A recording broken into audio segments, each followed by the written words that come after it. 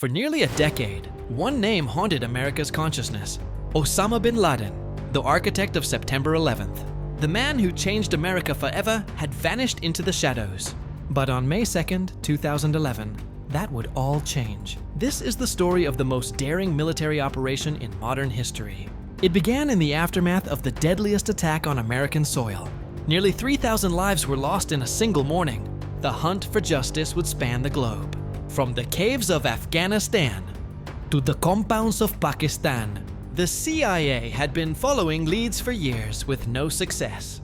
Then in 2010, they got their breakthrough. A courier, Abu Ahmed al-Kuwaiti. For months, surveillance teams watched his every move, until he led them to a fortress-like compound in Abbottabad. The compound was unlike anything else in the area. 18-foot walls topped with barbed wire. No internet, no phone lines, complete isolation. For months, they studied every detail. But they never saw their target. In April 2011, President Obama faced an impossible choice: risk American lives on uncertain intelligence, or let America's most wanted man possibly escape again. His security team was divided. Many feared it could be a disaster. If the mission failed, elite soldiers could be trapped behind enemy lines. But President Obama made the call. Operation Neptune Spear was approved. The mission would fall to America's most elite warriors, SEAL Team 6, the Navy's most classified unit. These warriors had seen countless deployments: hostage rescue, counterterrorism, direct action. When they learned their target, every man volunteered immediately. The planning had taken months. Every strategy was considered and rejected. A joint operation with Pakistan was too risky. Bombing the compound could destroy evidence. Only a precision ground assault would guarantee success.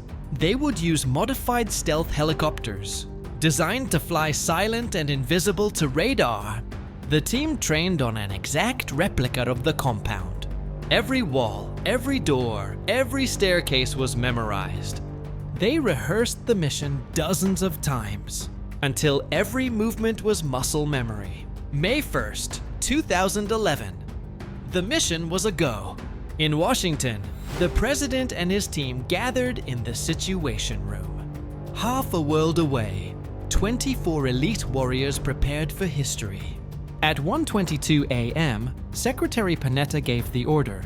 The helicopters lifted off into the darkness. For 90 minutes, they flew through enemy airspace undetected. Navigation lights off, flying barely above the ground. Their destination, a quiet compound in Abbottabad. 3:30 a.m. local time. The assault began. 2 helicopters descended on the compound. But immediately, things went wrong. The first helicopter was caught in a dangerous air vortex. The pilot fought to maintain control. The helicopter clipped the compound wall and crashed. But the expert pilot prevented disaster. The mission continued without alerting the compound. The SEALs regrouped and prepared to breach. Explosive charges were placed on the guest house door. 3:33 a.m. The assault began in earnest. The first floor was quickly secured, but their target was not on the first floor. They encountered women and children throughout the compound. The SEALs moved to the second floor. 3:35 a.m. They encountered the courier, Abu Ahmed. The courier was eliminated after a brief firefight. Still no sign of their primary target. 3:37 a.m. They encountered bin Laden's son on the stairway.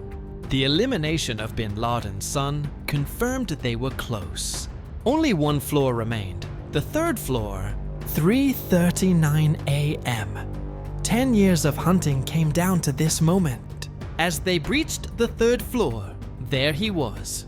Osama bin Laden, America's most wanted man. He appeared briefly in the doorway, then retreated. The SEALs pursued him into the bedroom. Several women were present, trying to protect him. In seconds, it was over. Bin Laden was eliminated. The radio crackled. For God and country, Geronimo! In the White House Situation Room, President Obama said simply, "We got him." But the mission wasn't over. Evidence had to be secured. The compound was thoroughly searched for intelligence. Hard drives, documents, and communications equipment. The remaining residents were secured but not harmed. 4:05 a.m., time for extraction. The crashed helicopter had to be destroyed. Its stealth technology couldn't fall into enemy hands. The backup helicopter arrived for extraction. 4 a.m. The SEALs departed Pakistani airspace. The flight back to Afghanistan took 90 minutes, 3 times longer than the mission that changed history. At Bagram Airfield, the body was positively identified. DNA tests, facial recognition, and physical measurements confirmed it. After nearly a decade, America had its confirmation. Osama bin Laden was dead. 7:01 p.m. Washington time. The president prepared to address the nation. Word had already begun to spread across social media. At 11:35 p.m., President Obama took the podium. "Tonight, I can report to the American people and the world that the United States has killed Osama bin Laden." Across America, spontaneous celebrations erupted. From Times Square to college campuses, sports stadiums erupted in cheers. For many Americans, it felt like closure after years of fear. But one question remained: what to do with bin Laden's body? No country wanted to provide a burial site.